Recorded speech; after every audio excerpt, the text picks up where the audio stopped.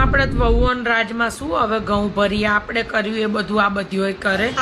આપણા તો આશીર્વાદ લે નહીં પણ લુચ્ચીઓ આશીર્વાદનો લોટ લઈ આવે. પૈણીને આવીને તરત મને કહી દીધું કે આવું બધો મારી પાસે ટાઈમ ના હોય નોકરી કરવું એટલે બધું તૈયાર મળે જ છે. બોલો અઠવાડિયામાં 3 દાડા બેન પૌવાનું ઉપમા જ કર.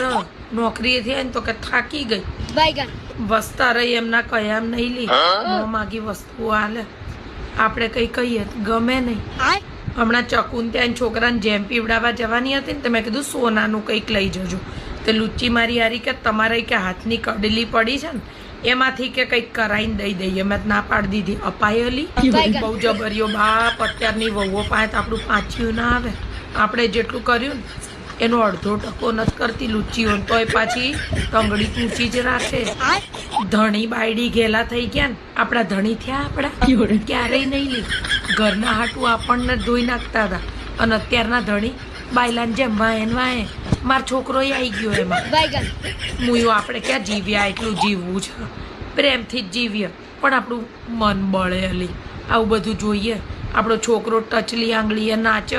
બોલો અરે રામા હરે કૃષ્ણ. જો આઈ મારી વહુ સોનાનો દાગીનો છે મારી વહુ. તો હે બેટા ચાલાઈ હાલાઈ મારા દીકરા.